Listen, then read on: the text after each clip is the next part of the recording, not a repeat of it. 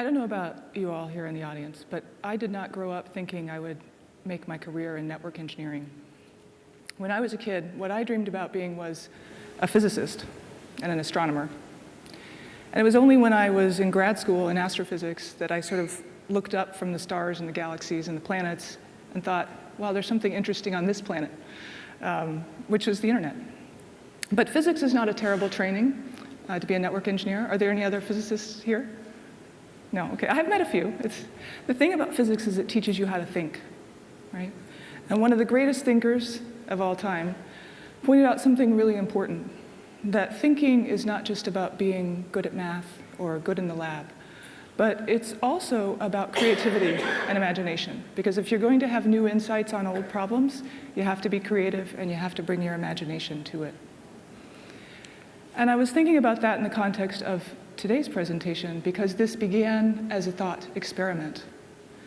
Some of the most exciting and innovative advances in networking, I think, over the last 5 years have come out of the massively scalable data centers built by the folks you know at Google, Facebook, Amazon, Microsoft, and so forth.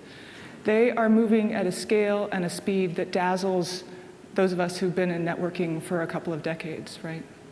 So the question that we asked ourselves, that our service provider customers asked us, was, is there anything we can learn? If we take our traditional SP designs and put them through the filter of what these folks in the cloud scale providers have already figured out, would we come up with something new? And I'll tell you that the answer that I came to over the years of studying this, working on this in our own labs, in our R&D, and then working with customers, was not the answer that I originally expected. Because you could see a whole spectrum. On the one hand, maybe the domains are so different, data center, service provider, that it's irrelevant, right? On the other hand, you could say, well, these cloud service providers are so fantastic that those insights are going to completely transform how we do networking in SP. And I will confess that I, at the beginning, leaned more in this direction, because I had been working with those cloud scale customers a lot. But through time, I've come to a more balanced answer, and that's what I want to share with you guys today. This is my bio, as written by my daughter last year for a school project. It is mostly correct.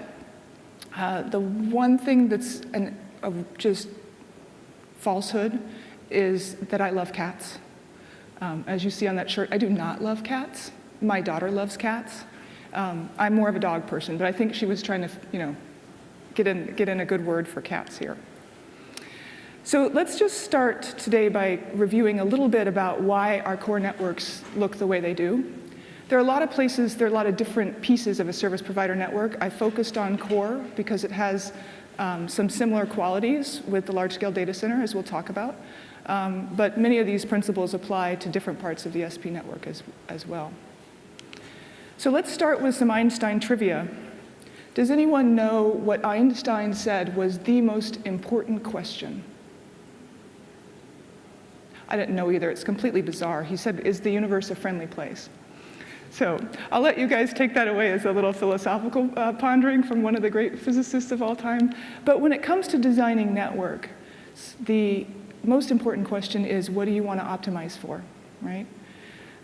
My friend Chris White put it really well when he said, there is no such thing as a bad design. There are only designs that do not meet your optimization criteria, right? So if what you wanted to optimize for was security, and your design created a highly available network that wasn't very secure, then your design did not meet your goals. So you got to be really clear about what your design goals are before you begin.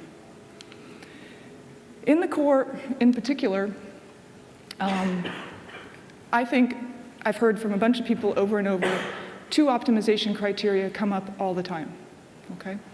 And when I talk about the core, I should say that I focus mostly on that, what we think of as the label switch router, that P router function that connects to maybe the metro, your PE routers where your services begin. It could be your peering devices. Increasingly, we see connections to servers and compute, as well as CDNs and content caching.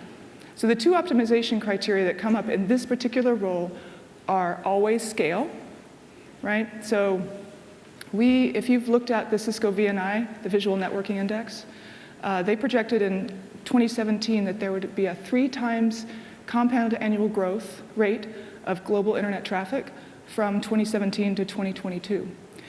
And that by 2018, they're talking about there being 4.8 zettabytes of global traffic every year. Does anyone know what zetta is in powers of 10? It's 10 to the power of 21, okay, that many bytes. I was looking up last night that the width of the Milky Way galaxy is about a zettameter. Okay, so that gives you a sense of how big a zettabyte might actually be. So scale is really important, right? And I'll talk more about traffic patterns later, because not all of that traffic, obviously, is going through service provider backbones.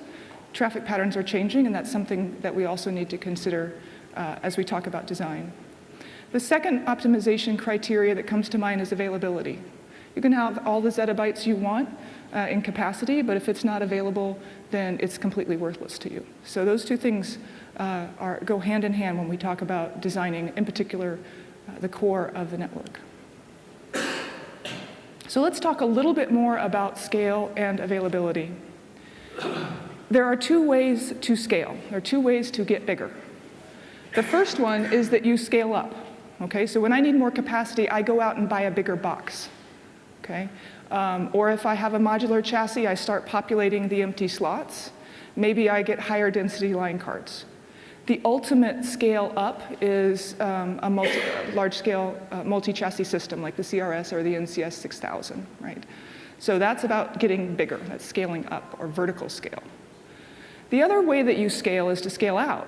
Instead of getting bigger things, you just get more of the things that you already have, okay? So if I need extra capacity, I just buy more routers of the same size. I don't try to buy bigger routers.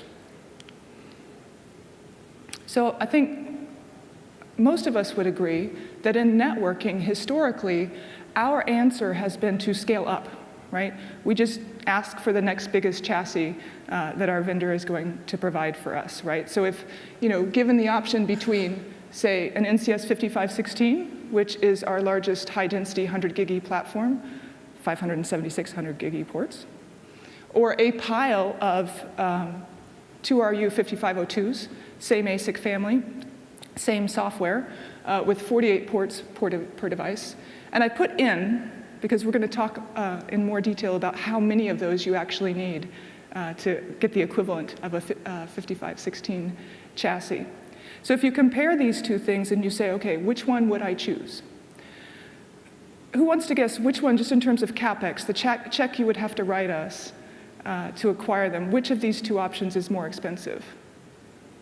Any gut feeling? You think the big guy is more expensive? Okay, some people think the pile of little ones is more expensive, so it depends on if you've run this bomb.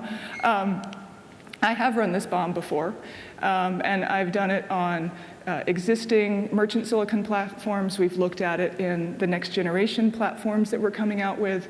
It is always less expensive to buy port for port, usable user-facing port, to buy a modular chassis than a fabric of small chassis, okay? Which one do you think takes less power? Am I getting the arrow that way? Okay, yeah, so the big chassis will also take more power.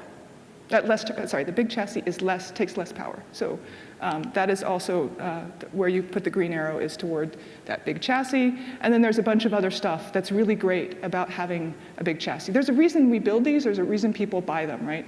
You have a single management address for that device. You have a single loopback address in your IGP domain that represents that device. You have a single QoS domain, okay? So any port on that 5516, any ingress port, it has knowledge of the egress port. It's fully scheduled between those 2 things. So if the egress port isn't able to send that packet, if it's overwhelmed, it can send a signal back to the ingress. Okay, that is not true when you have a pile of independent boxes that are wired together to function like that. All right, so there's good reason we've always built these big chassis. But You always, if you remember one thing from this talk, just remember this, right? Any choice you make is a trade-off. And be sure you know what trade-off you're making. There's no such thing as a free lunch in network design. And maybe you already know that, but let this be a refresher to you that if anyone tries to sell you on a new design, always ask what the trade-off is. So one thing, and if we go back to the fact that we have 2 optimization criteria that are topmost in people's mind, let's go back to availability. Because how you choose to scale will impact what availability model you can use to ensure that your network is up. Let's take this top example when you're scaling up and you're getting bigger and bigger. Well, how much of your capacity do you lose if you lose one of those devices? 100%, right? That's what we call the blast radius, right? If you have a single NCS 6K at a given site, and in the US we have customers who have large multi-chassis systems and they have one of them. If that thing goes down, you've lost all your capacity. Okay, so that blast radius is huge. Therefore, we work really hard to make sure that that thing does not go down. Right? That means that we have a lot of redundant hardware, right? Multiple fan trays, RPs, power supplies, and so forth. And then we write a bunch of complicated software so that the system can take advantage of all that redundant hardware. And that thing about the blast radius, that's true if you're doing upgrades as well, right? So when you do an upgrade, you really want that box not to be out of service. So we then come up with even more complicated software to do things like ISSU, in-service software upgrade. Okay. Has anyone here ever done ISSU? Okay. Do I see some scars? Okay, so you know that is a very complicated process. On the other hand, if you've scaled out, if you just got 4 devices sitting there handling your traffic, then your blast radius, if you should lose one of them altogether, is only 25%, right? You've only taken out 25% of the capacity of your network. And what you're relying upon here is the network to provide your availability, right? You're not relying on the device. You're not trying to gold plate that device. You're saying, I have excess capacity. I can lose a device. For us, as the people creating that, it means we get to make a much simpler device, right? The hardware is simpler and the software is simpler. We don't have to have so much redundancy. And then when it comes to upgrade, well, hey, you know what? I can take a hit of 25%. I'm just going to drain the traffic off that box, upgrade it, reboot it, and I'll be done, right? No ISSU in sight. All right, so that's called a drain and reboot style of upgrade. Okay? That is super appealing, especially for those of you who have suffered through ISSU in the past, right? So just to highlight that point, really, in terms of availability, we have 2 basic models that we can follow. You can either try to make your device super available, right? So we have a lot of ISSU type stuff and a lot of redundancy in the hardware. Or you can rely on the techniques of the network, right? That's what the internet was built for, so why not rely on that? The trade-off, however, is that when you do it this way, you have complex software, complex operations. When you do it with the network, you have to make a choice. Either you have to build excess capacity in there, right, into the network, or you have to just realize that when I have an outage, I'll have an impact to my SLA, right? So if I don't have excess capacity, I'm just going to have some degradation when I'm doing my drain and reboot of a given device. So one of the themes that I'll come back to throughout this presentation is the idea of simplicity. And you can go to systems theory. Charles Perrow was one of the first people who talked about this in terms of what's called normal accident theory, okay? And what he says, that when you have a complex, tightly coupled system, right, accidents are normal.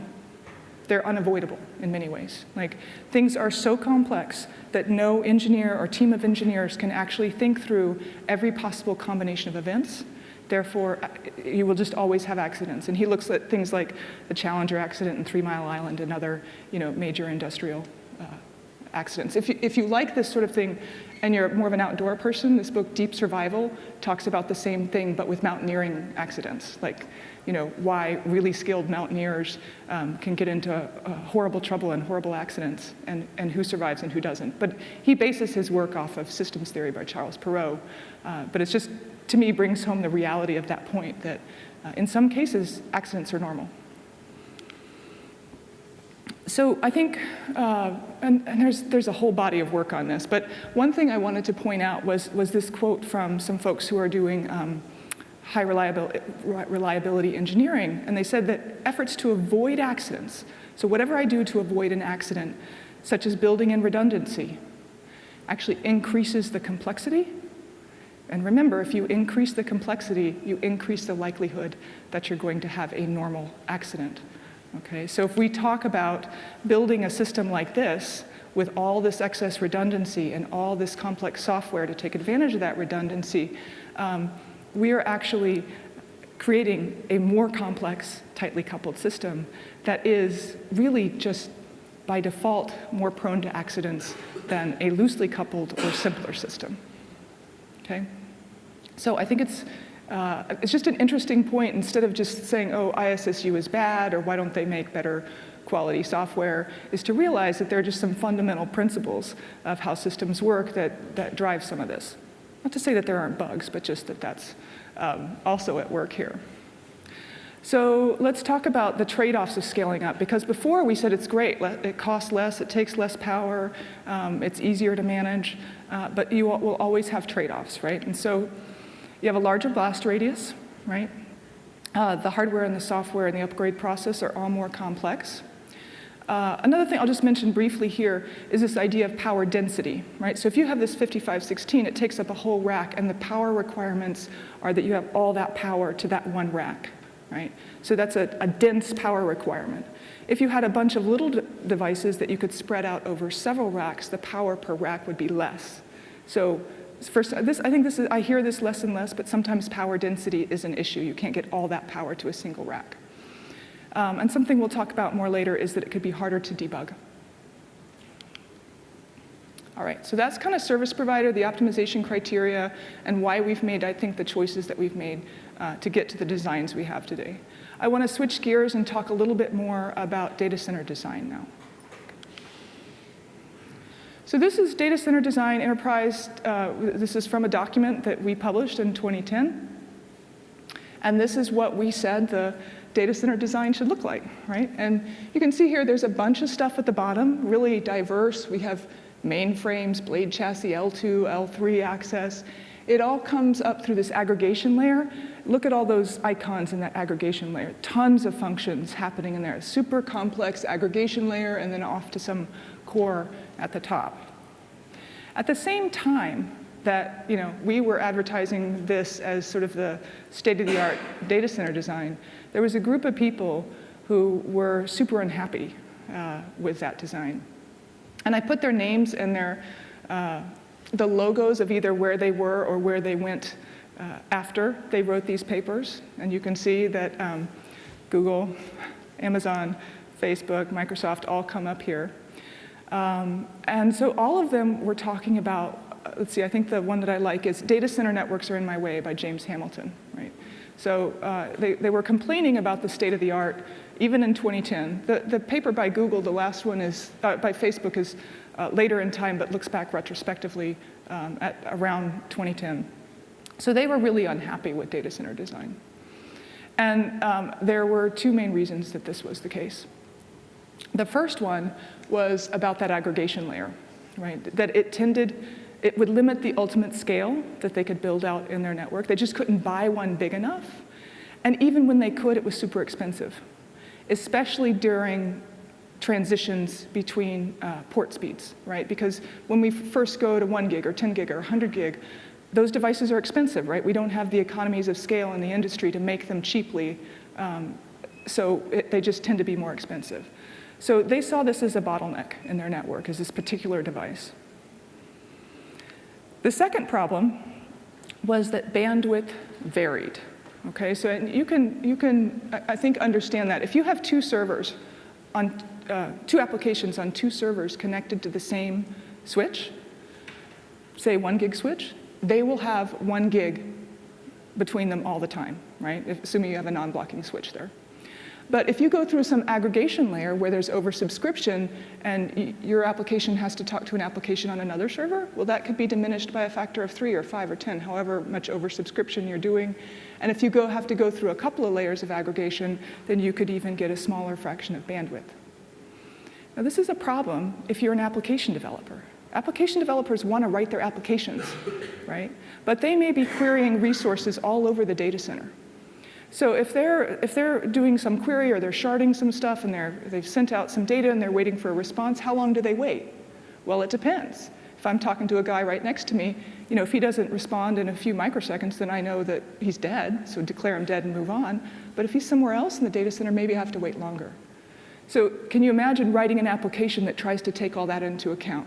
Where is the other thing that I'm talking to and how long should I wait? So that puts a lot of complicated logic and responsibility onto the application developer. These guys wanted to enable application developers. They didn't want to waste their time. And so what they wanted was what they sometimes called bisection bandwidth. I wanted equal bandwidth between any two ports in my network. So regardless if I had a server on this side and one on the other side of the data center, or right next door to each other on the same device, they should have the same bandwidth.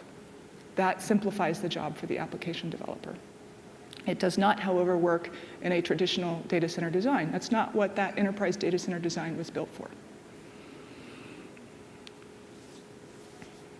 Something really important to understand is traffic patterns and how they're different, right? Remember I said there's this possibility that the domains are so different between data center and service provider that maybe the insights don't apply. If we think about a traditional data center, the idea here was that the traffic would be north-south, right? So that you would be going down to an application somewhere in the data center and then maybe going back out to the user somewhere in the enterprise campus, for example.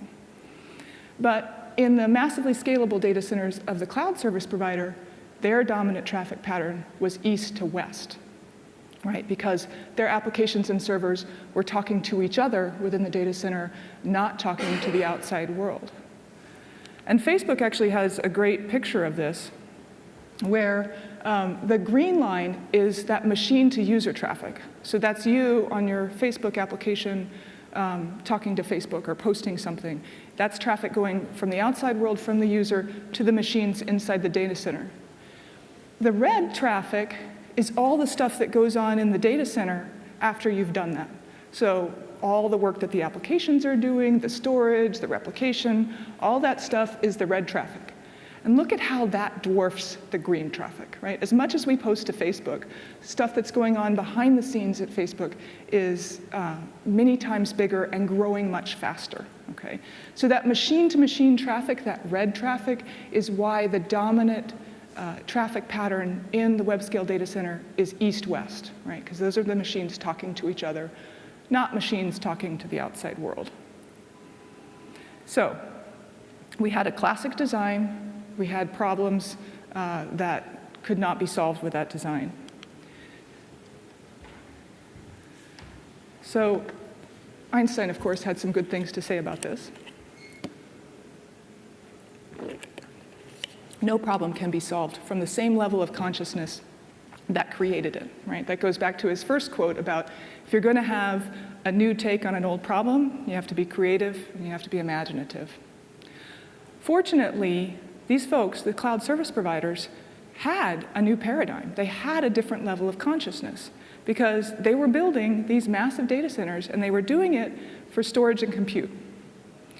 Now, their consciousness that came from that sort of activity, they did not put a bunch of supercomputers in there, right? Amazon does not have a bunch of Sunlights stacked up in its data center, right? They did not choose to scale up.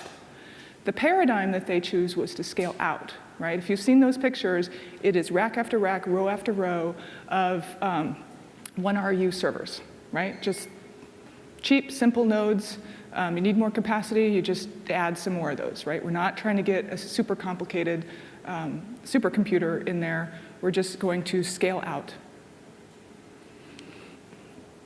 So one meme that's really important, and if you haven't heard it, this will be your introduction, is this idea of cattle versus pets. This is another good thing. If you're going to take one thing away, remember cattle versus pets. They're both animals, but we feel differently about them, and we treat them differently. This is my dog, Romeo, with my daughter when she was much younger. He is our pet. We love him, right? He is indispensable. He's unique. So last year, he's an old dog now, he's 13.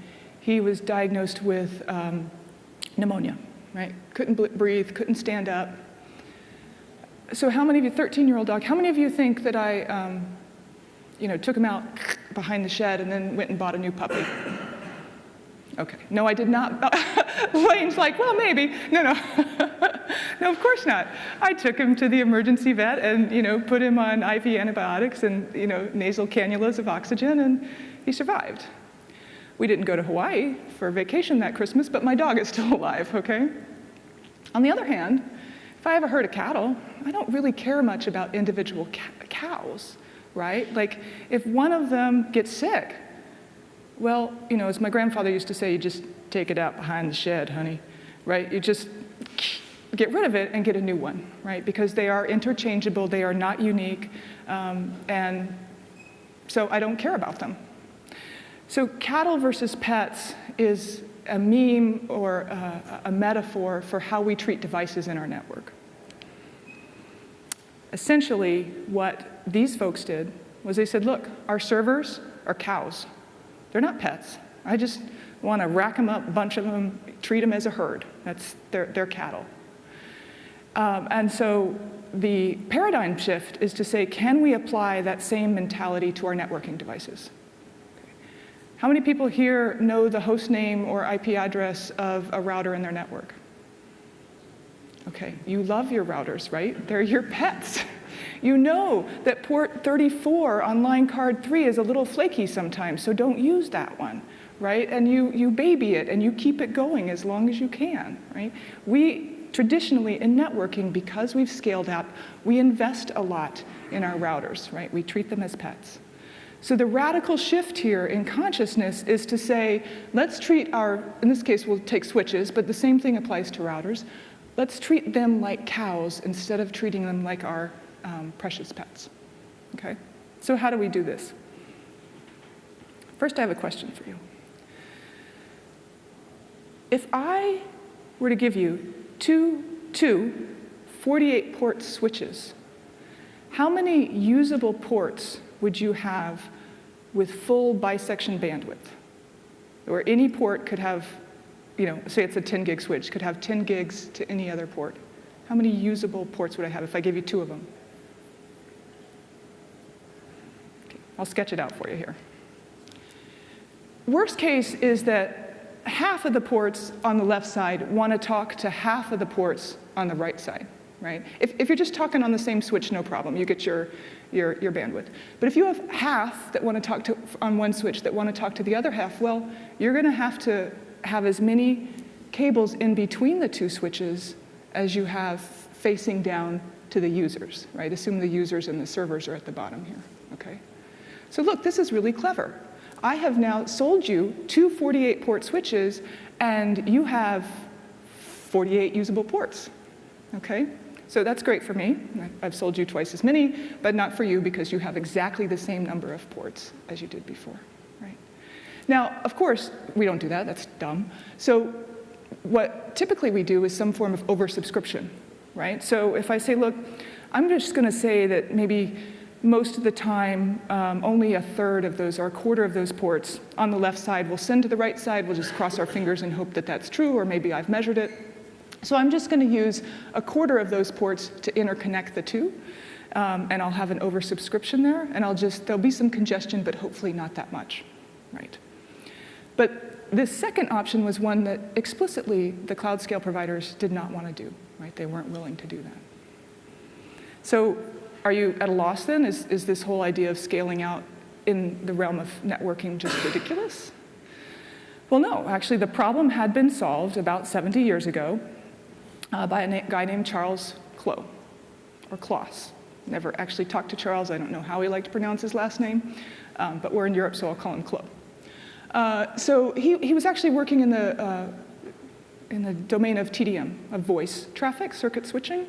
And he came up with, and I'll show you some of the, not all the math, but a little bit of the math later, he came up with this theorem that proved that you could get a non-blocking architecture by designing a fabric in this way of smaller elements. So the middle, the crossbars, are your spine, and then everything on the edges are called your leaves. Often this is represented by taking those on the other side and just drawing them on this side. So it's sometimes called a folded clo or a folded spine leaf when you just draw it with the leaves all on one side and the spine in the middle. So this is how, if I had my 48 port switches, I would draw it, right? So I'd put the spines up there, and I've folded my leaves down, and I put 12 ports up to one spine, 12 to another, the same on the other leaf, and I now have a non-blocking architecture, right, according to Charles Clow, and that's fantastic, except that now I have sold you 4 48 port switches, and how many usable ports do you have? 48. You should have just bought the one switch, right, and used that and not done all this craziness. However, quickly do the math. Are there empty ports on the spine? Right, if I have 12 coming from each device. Yeah, I still have, there are empty ports on my spine, right? So what I can do is I can attach 2 more switches, okay? So at this point, I have 96 usable ports, which is 1-to-1. It's a non-blocking architecture, at least if you're not doing circuit switching, if you're doing packet switching, it's statistically non-blocking, but which is important, we'll talk about later, but we'll just say non-blocking for now. So 96 usable ports. This is, if you think about it, remember when I said that the modular chassis is always cheaper? Well, this is a really painful step function in cost. If you think that I had 48 ports in a single device, if I am going to double that to 96 ports, I now need 6 of those, right? Because I need 2 spines and 4 leaves, okay? Now, after that initial step function, it just doubles every time you double the capacity, but that can be a hard sell for people to go from 1 to 6. You know, suddenly it looks like, well, maybe I should just buy a 5504 instead of 6 5502s to build the fabric. Okay, does that make sense? Okay, that was intuitive. I didn't do the math, but I think if you draw it, you can kind of grasp in your mind the basic principle here. All right. So there are ways to mitigate pain. You know, I definitely, throughout this, I want to give you both the bad news and the, you know, how you deal with the bad news. So one thing is that you can be flexible in how you spend your money.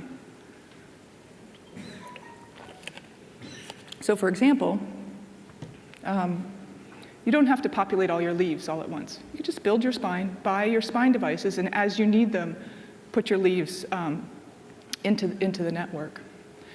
Actually this came up last year at Cisco Live when I gave a similar presentation, is one of the benefits here is that I only have to qualify, well, depending on how I build it, but potentially only have to qualify a single device. If I use the same device at spine and leaf, then, and you all probably know well, the pain of qualifying individual devices, right? Even a new line card on an existing device can be difficult to qualify in your network. So, you know, if the CapEx step function of that 6 times devices is too hard for you, you can justify it.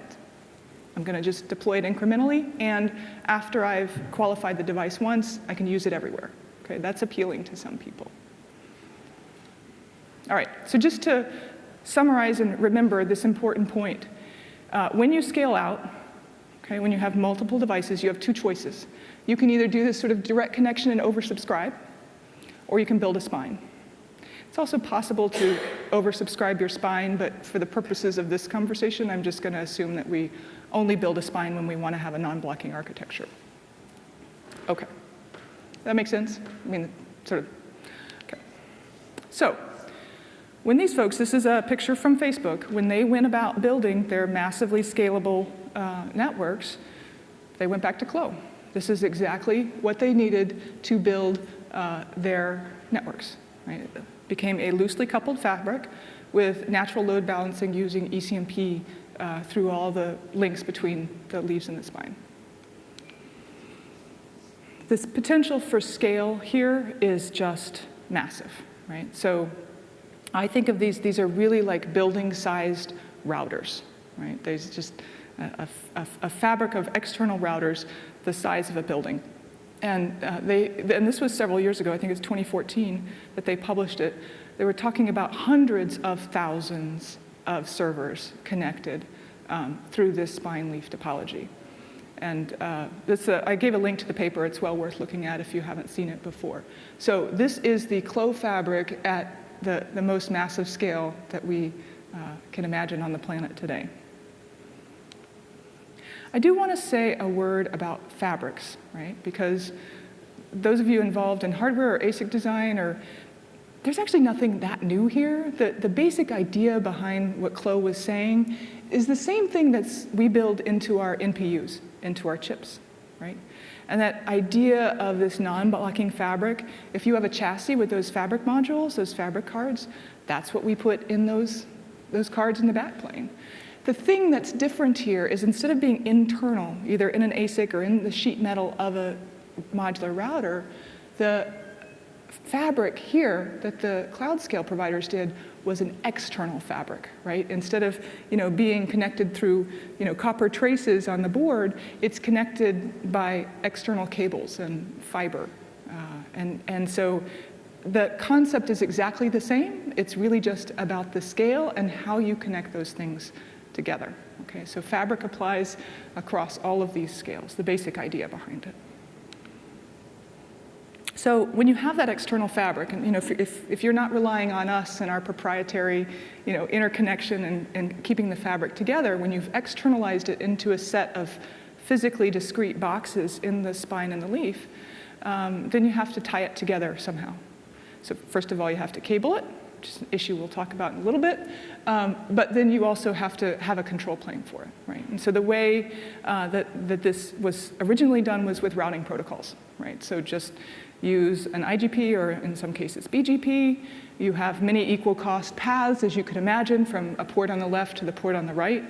And that the load balancing is just load balancing, right? If I have 12 paths, a packet comes in, I do a hash on the however many tuples I can, and then just lay it down on one of those paths and hope statistically that they sort of even out enough across the different links I have between the leaf and the spine, okay? Obviously, this works best when you have a lot of flows that hash well, right? So that you get that statistical non-blocking capability. So another, I think, insight, or at least it was sort of well phrased from cloud service provider, this is from the Amazon CTO, said everything fails all the time, right? And I think that maybe we're biased because we don't work at the same kind of scale. If you have hundreds of thousands of servers, then you are really going to figure out how often they actually do fail, right? When you have a lot of devices is when you see failure. But that failure, the potential for failure is always there, right? And you have to build whatever you build with that in mind. So if you look at, and again, this is an example from Facebook, if you look at their fabric and their availability model, well, it is a design that can sustain multiple failures. No individual link, and indeed no individual device, matters at all here, right? Because of the massive ECMP, the network can absorb whatever failure there is and continue to route the traffic the way it always has. So obviously, this is a choice of network availability over device availability, right? We talked about those two paradigms at the beginning for how you do it. I think a couple of important points here is that it's not just failure, it's what kind of failure you have, right? So I don't know if anyone's ever had this experience of failing over from one RP to another, right? And things just aren't quite right, and you can't really figure out why. But if you reboot it, everything seems better, okay? I'm sure that it's only happened very rarely, but let's say that, that I see some nods, so I know some people have experienced a situation similar to that. That is a complex internal failure, right? Whatever went wrong there, it's going to take TAC a long time to figure that out, right? There's something very unexpected happened, a complex interconnection that they was not anticipated or planned for. And so that's very difficult to troubleshoot. On the other hand, if a router just fails, well, that is it's still a big failure, but it's a simple failure, and you have a pretty good idea how the network will respond. Okay. So this kind of design really goes for simple, obvious failures over complex, quieter, hidden failures, right? So if the box is going to go, just kill it. Don't let it kind of limp along in a weird state, right? That's a safer option here. All right, so let's talk about upgrade. Not long after Romeo recovered from pneumonia, he started tripping up the stairs. So I took him in for a series of expensive tests, and it turned out he had a degenerative nerve disease that would slowly paralyze him from the back legs up.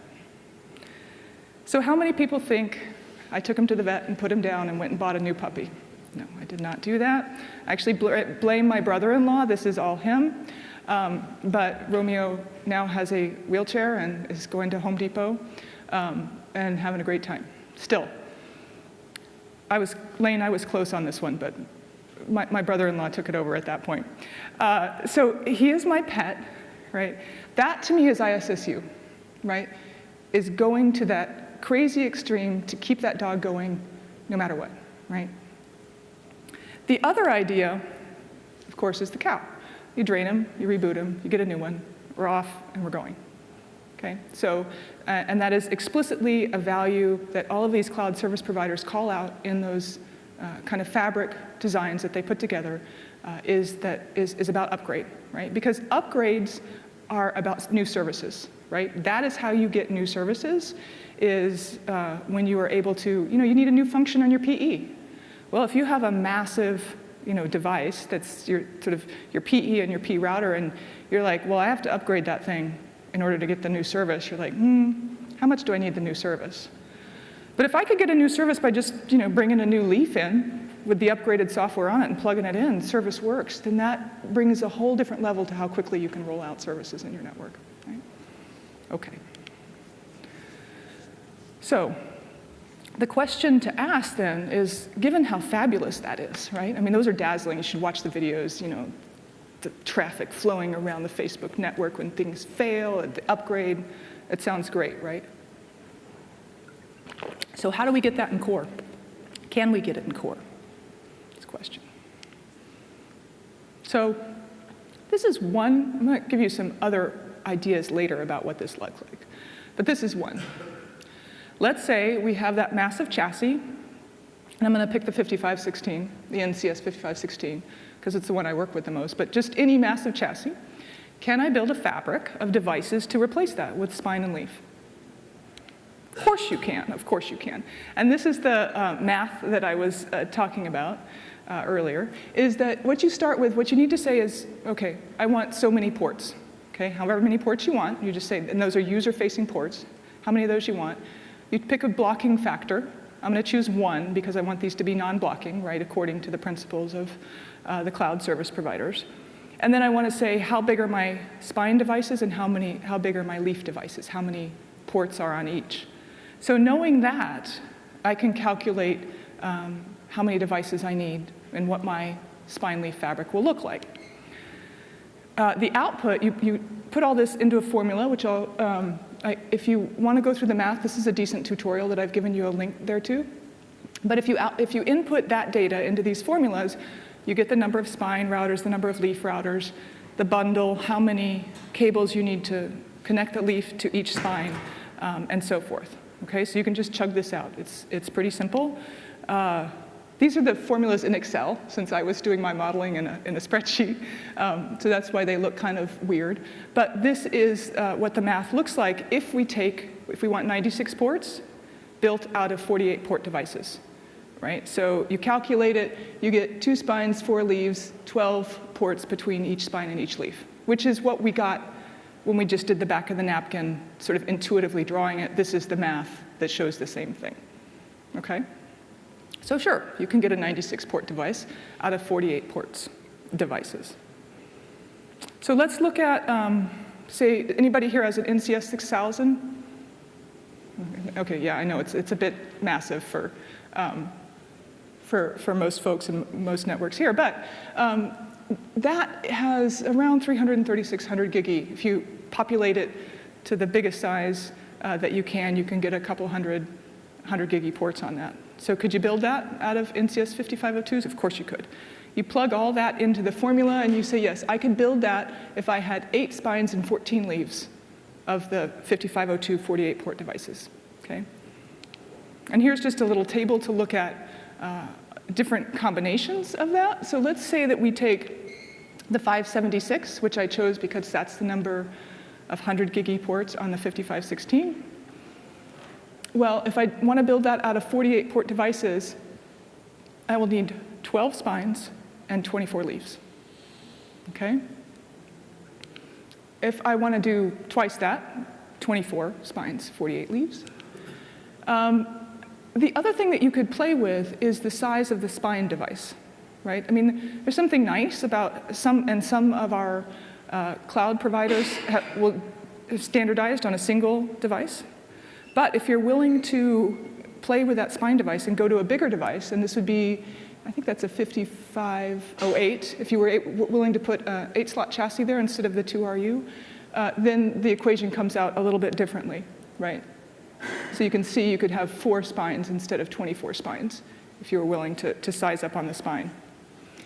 Let's see, let's go back here. So bigger spines will give you more ports. That's basically what this is saying, is that you can, you could go up to 24 288 port spines, you could get 288 48 port leaves, and you could have a 6,000 user-facing port device, spine leaf fabric, okay? So your trade-off, again, is you have a bigger device at the spine. It's more complex, more complexity, more likely to fail, harder to troubleshoot. On the other hand, you have fewer devices to manage. Everything is about a trade-off.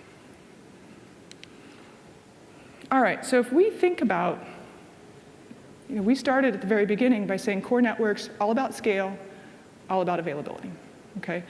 If we think about these fabrics that we've just built, sort of in our imagination, then scale, wow, you cannot, I mean, that was part of the reason that web went down this direction, is that you can scale massively. You don't have to wait for Cisco to build a massive device. You can build it yourself, right? So the scale is unbeatable when it comes to these Clo fabrics. The availability is pretty unbeatable as well. Of course, some of you, I know from the smiles from the NCS 6000, some of you are asking, who needs 576 gig ports or more, right? Is that how many people actually need the scale? And I'll tell you, from the people I've talked to, not a lot, right? So in service provider, there are a few, okay? There are a few people who buy those NCS 6000s, but the majority of people don't need that kind of scale, right? So that sort of eliminates one of the reasons to go towards a fabric architecture if you don't need extreme scale. All right. So let's talk about some more of these costs that, I told you at the beginning that the chassis would cost you less, but let's think about that now in more detail. Okay, so does anyone remember, trick question, were you reading the spreadsheet as I was going through? How many 5502s, what is that in this equation over here? How many of those do we need to get to 576 ports? 36. Yeah, 12 and 24, I know. Who remembers that? But anyway, it's a lot, right? So 36 of those. Now this is obvious, but I'm gonna say it anyway, so just bear with me. You have 576 ports, right, on your big chassis. How many ports do you have? Total ports, if you include user-facing and spine-facing ports. Okay? You have 1,700. Okay, because you have to have the ports that face down from the leaf to the users. You have as many ports facing from the leaf to the spine, and then you have the spine ports that point down to the leaves. So that's 3 times as many ports as you have in this case, right? So now, what goes into each of those ports? Optics. Yes, optics, okay? 576 optics, 1,728 optics. Okay. So when I told you at the beginning that chassis in every model I've done cost less port for port, it has as much to do with optics as anything on the NPU. The price of the NPU that we're able to deliver, 100 gig E, has just gone down like that. Price of the optics has not done that. And actually, the price of optics starts to dominate the cost of the design when you're getting into spine leaf fabrics. Now, you can do active optical cables, right, where you've kind of hardwired the optics into the cable you manufacture them that way. That can reduce the cost. There are, ways to mitigate the cost. But, anyone who tells you you have to put a spine leaf in your architecture because it's cheaper, you must include optics in your calculation of what the price is, okay? And the other thing you want to consider is apples to apples comparison of your ASICs, okay? You cannot really compare the ASICs of a CRS or an ASR9K or a Nexus 6000 to what's in a NCS 5516. You want to make sure that you're comparing the same ASIC family when you're doing cost comparisons. Okay, there's a great presentation this afternoon. If you're interested in optics and price and why things are expensive and how they work, it's fantastic. I recommend you all go see that. Okay. So your optics scale, the number of ports scale, well, you have to cable all those things together, right? So if you look at that fabric we had up there, you have 336 cables. Those are internal cables, right? Those have nothing to do with the cables that are usable ports for other devices to plug into. That's just about connecting the spine. And if you go bigger than that, well, that's 1,100 cables. I just want you to have pity on your ops team. When you think about, they've gone from doing no cables for spine leaf to 1,100 cables, managing them, getting them into the right ports, troubleshooting them, tracking them down, okay? Cable proliferation is a real problem. I mean, I know it sounds completely mundane and stupid, like it's not a cool routing protocol or TLV or something like that, but it's a real problem. In fact, if you go back and read some of those papers that I told you about, multiple pages are spent talking about managing cable scale, okay? So if you look at what Google did in their Saturn fabric, they created a neighbor discovery protocol. It's sort of like LLDP on steroids, right? That would help them check that the peer was live, that they were talking to the right peer at any given time. And they actually spend time talking about fiber bundling, right? Google is interested in how you bundle fibers to make it easier to manage. And the same with Facebook. And they talk about really before they even begin, designing a port layout that's very visual, that's repetitive, that everything looks exactly the same, that you automatically generate your port map and you automatically validate them, right? Because you cannot cope with thousands of additional cables and ports if you have not backed it up with automation, okay?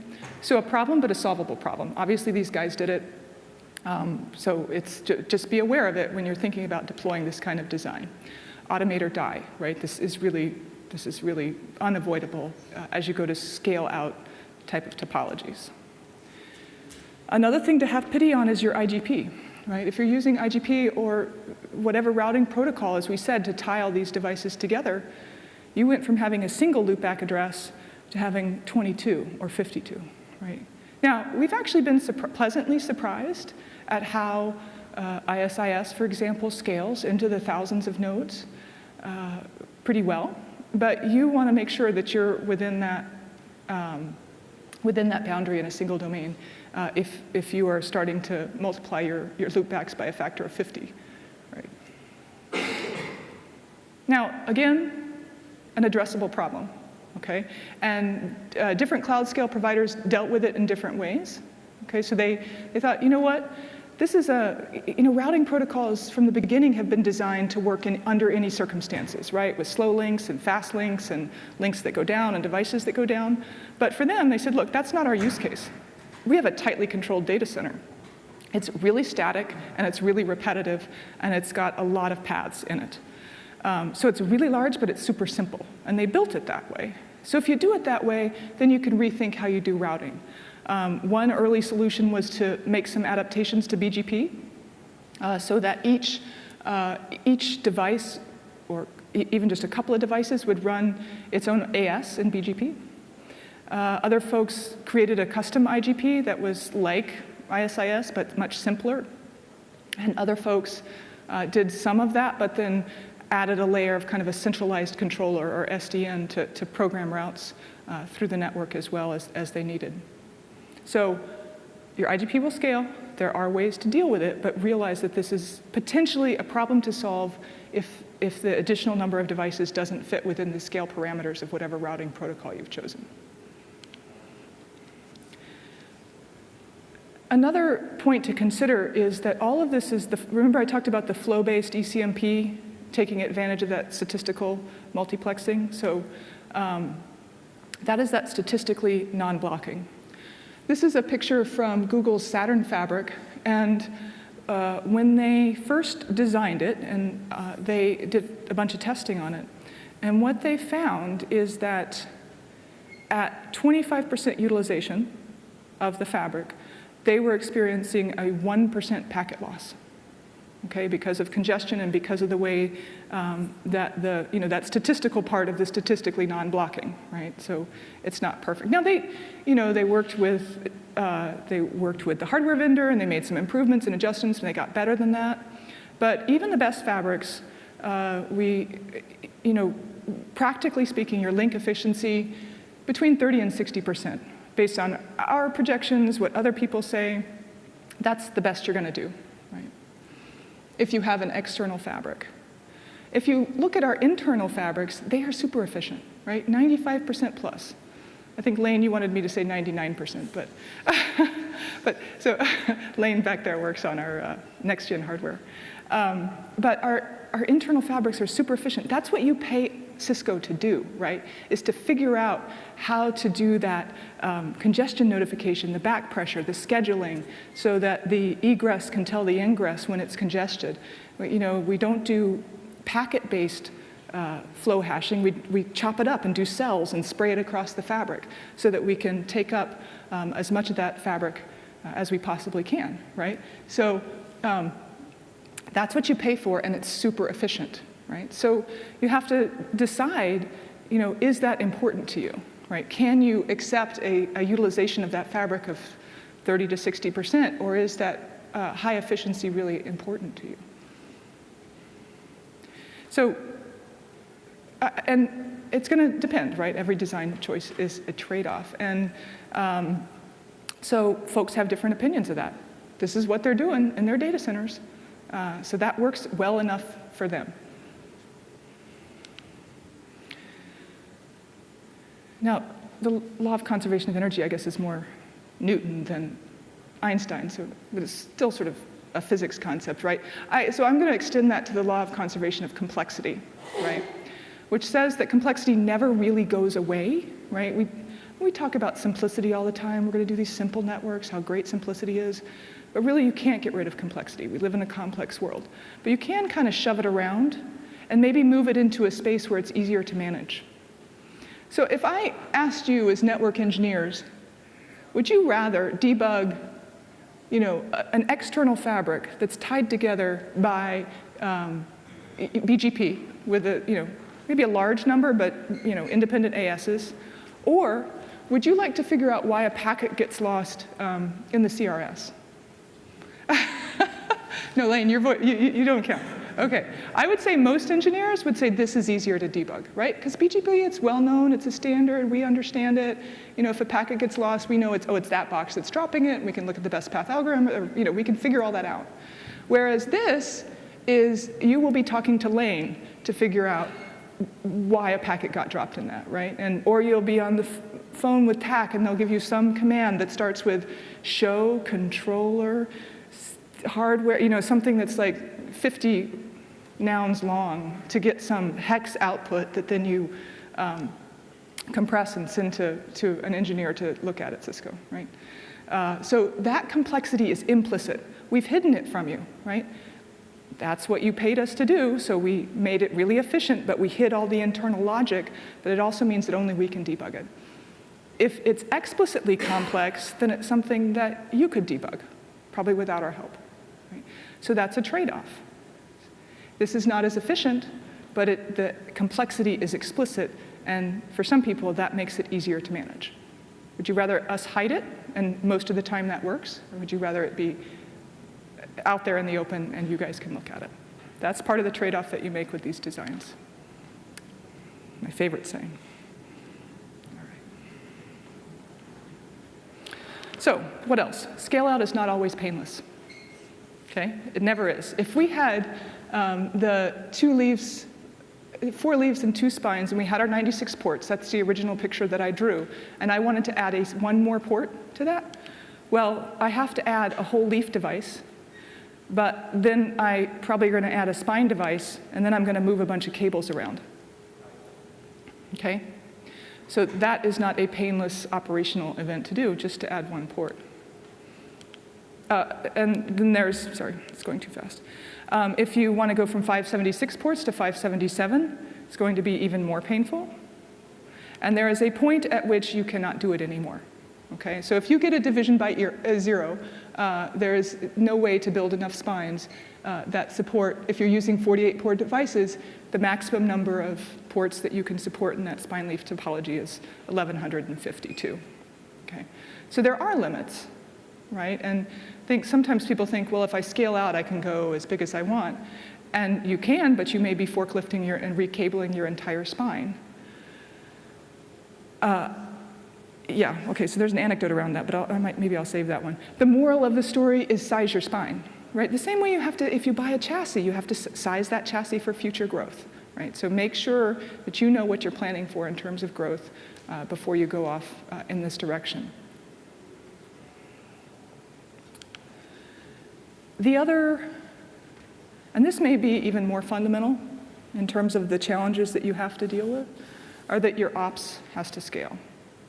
So if all of the people in your organization are good at grooming pets, right? They can soothe them and pet them, clip their nails and clean their ears out, right? That is I mean, God bless them, that's what a skill that is, right? But that's a particular set of skills. Now you're asking those gentle dog groomers to put on their cowboy boots and their hat, get on a horse and round up 1,000 head of cattle, right? That is a completely different set of skills. I mean, you're still working with animals, but it is a different set of skills to manage a single beloved pet versus thousands of cows, right? So when you move to scale out, you're going to make your network groomers into network cowboys, okay? And they may not want to do that. And that will be a cultural transition for any organization that wants to move in this direction. Okay, the only way you do that is to automate, right? Automate or die. And this starts, and you got a hint of that earlier, it starts from the very beginning, from what is my cable plan? How do I validate my cables? I automatically generate my configurations. I automatically deploy and validate those configurations. I automatically do troubleshooting and auto-remediation of common problems, right? So if you look at sort of Facebook's FBAR as a whole system around automated remediation of troubleshooting tickets. So I think that there's let me see if I can think of a good example for you. You know, the question is sort of, would you rather manage 10 devices with 1,000 lines of config each, or 1,000 devices with 10 lines of config each, right? Who would do the first one, 10 devices with 1,000 lines of config? Yeah, I mean, that's what we do today, right? The web guys are doing, the 1,000 devices with smaller, simpler configs, but it's because they can treat them like a herd, right? They have all of this automation in place. The lovely thing is that you don't necessarily have to start from scratch, right? A lot of these cloud scale players, they've open sourced a version of what they have done in terms of their management. You can, you know, if you start down this path, you should absolutely be looking at tools that other people have written, if only as a reference for the ones that you'll need. So it's out there. These are solvable problems. The question you have to ask yourself if you want to solve them, right? It's always a trade-off. So if we go back to our picture of, again, sort of summarizing the trade-offs, we see that in terms of CapEx, it's just going to be more expensive. Remember the optics. It's going to take more power. You'll have more devices to manage. Your cabling will, I don't know if complex is the right word, but there'll be a lot of it, right?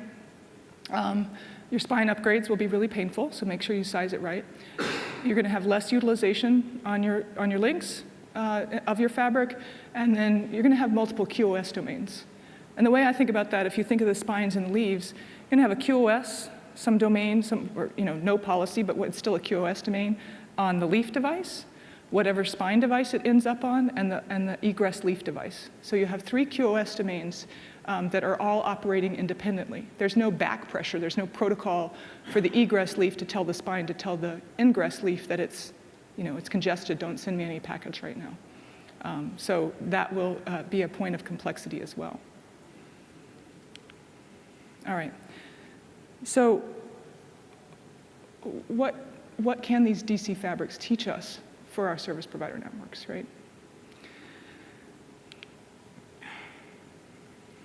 Just to recap a little bit, these data center folks, the massively scalable data center, first of all, they needed massive scale, unlike anything we could support even in our largest chassis, especially at moments of transition between port speeds. But it wasn't just any kind of scale. They needed that east-west traffic pattern, right? Machine to machine across a whole data center. They needed availability that relied on the network, not on a device, and that they really focused on simplicity, or at least, as I said, making the complexity explicit so it was more manageable for them. How did they do it? They scaled out, they built Clo fabrics, and they pervasively automated. So let's see how some of these apply and what are the lessons we can take away. The first one is really about know your traffic pattern, right? And I know that sounds sort of obvious, but it's just a really important one to think about. If you look at Facebook's data center fabric, it is completely symmetric. It's absolutely repeatable and regular, right? Every row in these acre-sized data centers looks exactly the same. And this is Telia's network. There was someone from Telia coming. Are you here? Hello. And the only reason I took this picture is it's in public domain. I'm not picking on any particular service provider here. It was just mentioned in a newspaper article. But service provider networks don't look like that, right? Because they follow humans, and humans don't look like that, right? We're irregular, we're asymmetric, we're odd. No, we're not odd. But you know what I mean, right? So the service provider networks follows human geography. And human geography is irregular. They look different. And so if you try to apply the same question of what is the directionality of service provider traffic? And the challenge I will tell you here is that it is changing, okay, as we speak. And this may be true more strongly in the Americas, but I think it has some value for you guys to also consider as well. This case study was from a European service provider, small regional SP, doing voice, mobile, and internet, and they had a couple of peering points. Okay, so they were doing their next generation core, and they went to all of their different sites, and they say, we're going to make this beautiful, symmetric, even core, because symmetric is good, right? If it's regular and symmetric, then we can, manage it the way that the web guys do, and this will be fantastic. Well, then they turned on NetFlow, right? And they monitored that network. And they discovered that there were some links that never got used, essentially. All this fiber and all the planning that they did, most of the traffic was just dumping from the different regions into the nearest peering point. There were only a couple, so almost all the traffic was to and from that peering point, right? Because peering took them to Netflix, Google, that's where most of their traffic went. Okay, so that was a little bit of an unpleasant surprise for them, but what it did was to trigger for their next design something that looked much more hub and spoke. Okay, so that's something that you should know your traffic pattern before you try to build your network. Otherwise, you're going to be doing a lot of traffic engineering to make your traffic fit your network. So what's happening? One of the most profound changes that's happened in the last 5 or more years is local content, right, and CDNs. So storage is cheaper than long haul. So if you can put your content closer to the user, then that's what people are going to do. And this is an example from Netflix, right? So Netflix, if your Netflix traffic exceeds a certain amount, you can essentially, they'll get a server, they'll bring it to your CO. Nightly, they'll fill the cache with whatever the most popular programs are on Netflix at that time. And when people are watching Netflix, it'll come from your local cache, not across the backbone, right? You don't have to go to your nearest peering point because the peering and the content have become increasingly local. So again, this is from Cisco's VNI. It's a great report if you haven't read it. But essentially what they're predicting is that over time, more and more traffic will be served in the metro, right? Because if you put in your Netflix server into the metro, then most of your traffic can be served there without going across the cross-country, the core, the backbone.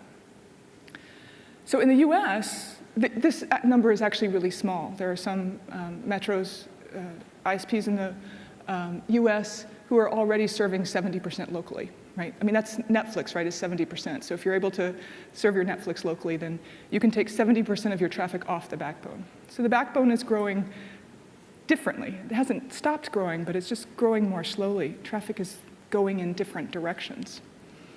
So if we talk about sort of traditionally, service provider, especially as you talk about coming into the edge function, the PE router to the P to the core, kind of a north-south traffic pattern, right? You think about that, traffic comes in from the metro, it goes off to the backbone, and then maybe out to a peering point or some other data center in the network. North-south from the perspective of that core router that's onboarding the traffic. But as content and peering become more important and get pushed closer down to the end user, maybe in a region or within an urban area, then it's not strictly north-south anymore, right? Because some of that might come from the metro out to peering. And those directions might grow at different rates, right? So this is something that's important if this is happening to you in your area to understand how that impacts your design. This is another case study of a very large service provider who was experiencing exactly that. And this is probably the closest thing to a true spine leaf that I have seen in a service provider deployment. Essentially, think of everything that's in that gray box as your central office, right? And what it does is, instead of thinking about a device, I spent a lot of time saying, if I have a device, a 576 port router, how do I replace that with a fabric? Well, forget that. Don't think about replacing a device with a fabric. Think about a whole building as a fabric, right? And in that building, you have a spine that connects your metro leaves, your PE leaves, your peering leaves, and your core leaves, okay? And then, to me, the spine leaf starts to make more sense because, one, you can scale really large. That's important. You get that availability model that we talked about. You can scale differently in different dimensions. So if your peering is growing faster than their core, well, just add more peering leaves, right? You don't have to, do every kind of leaf symmetrically. You can add the kinds of leaves that you need. And then that also gives you that service agility, right? So if I want a new service in my metro, I can just add a new leaf that has that service, that supports that service, right? I don't have to upgrade large devices to make that happen. So this seems like a very efficient way, a real application of a spine leaf fabric in service provider network, even if it isn't I'm just going to replace a single device with a clo fabric of small devices. I think I kind of set this up as a false dichotomy, right? I started off with this idea you can either scale up and get really big, or you can scale out and do a clo fabric. But in fact, there are things in between that I think are worth looking at from a service provider perspective. And really, to be honest, I think as network engineers, we've almost always done a little tiny bit of scale out, right? Because most of us put 2 devices, right? There's only a few people who do that single multi-chassis thing. Most people have 2 devices in most roles, right? That's already a little baby scale out, right? If you have more than one, you've scaled out a little bit. It's very simple, but it's classic, it works well. Your blast radius is pretty big, 50%, but at least it's not 100%, right? A design that I'm seeing more of is to take another little baby step forward. Instead of having 2 devices in the P role, well, 4. Why not 4? The cost of a 100 gig port's pretty cheap now, right? Why not have 4 of those instead of 2? You have a smaller blast radius, primarily supports a north-south traffic pattern, but it works, right? So this is a way of applying scale out, getting the benefits of availability without getting into all the crazy expense and management issues of a full-scale flow fabric. Make sense? These sort of the options that are available to you in these different roles? Okay. So another lesson I take away is find ways to simplify. I don't think service providers can simplify the way that data centers can. Different domains, different ideas, but really, as Einstein said, you really need to make things as simple as possible, but don't make them simpler, because it just won't work, right? So that is the supreme goal of theory and of network design, is to make it as simple as possible without surrendering the functionality that you truly need. So one thing that I think service providers can do today in that sort of realm of simplifying is segment routing. Does everybody here know what segment routing is? Okay, right. There are 500 sessions on segment routing here, so if you don't know, you could find out pretty easily. But in this context, to me, it's largely about protocol simplification. Because the label is carried in the IGP, you can get rid of LDP and all the issues that come with LDP-IDP synchronization. If you're doing RSVP-TE for fast reroute, you can get TILFA with segment routing that gives you better coverage without the overhead of RSVP-TE. So you can simplify the control plane by starting the move towards segment routing. This is an area of strong investment for Cisco.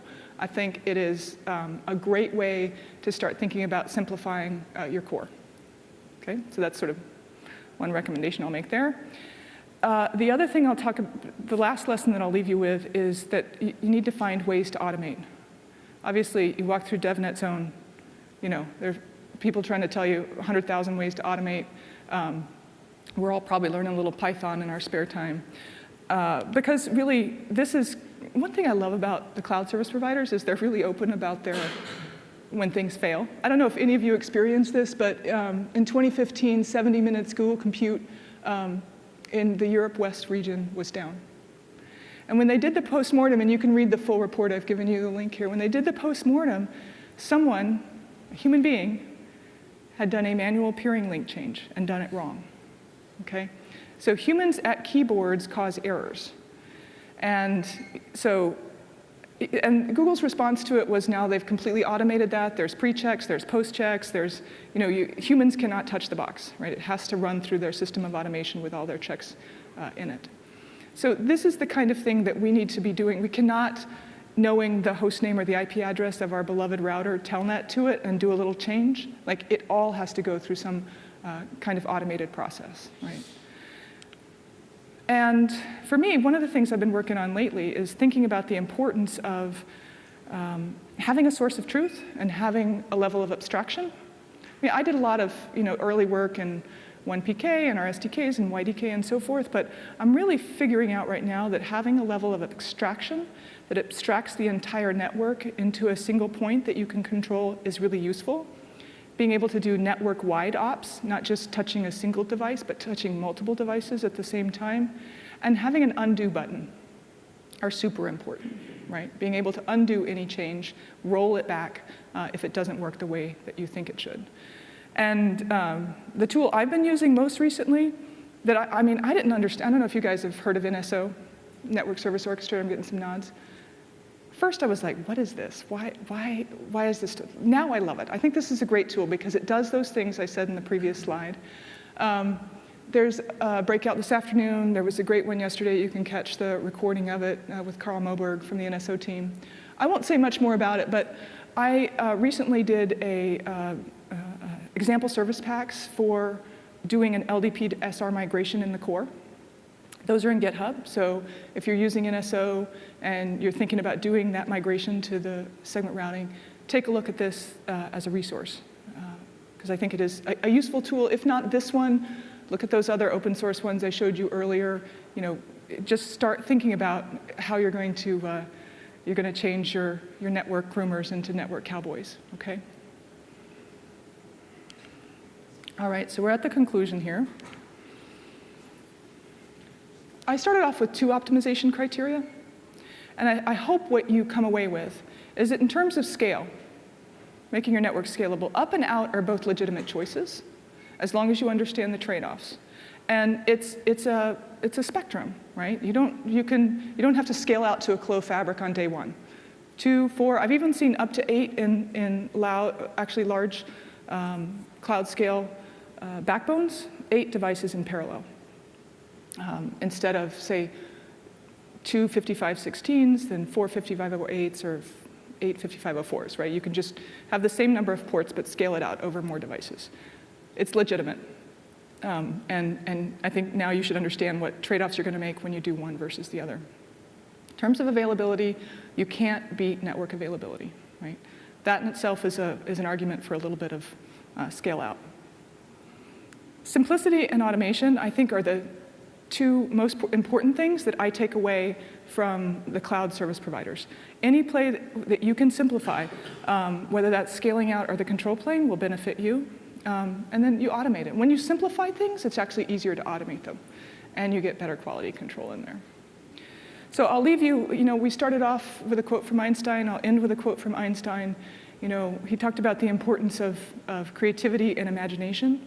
But I think also what you have to combine in there is, genius comes from moving towards the simple, right? Not being an intelligent fool. So I'm going to encourage you all to get in touch with your inner genius and move towards all 3 of those things: creativity, imagination, and simplicity. Thank you so much for your time. I'll stay here if you guys have questions. There's a few minutes left, so yeah.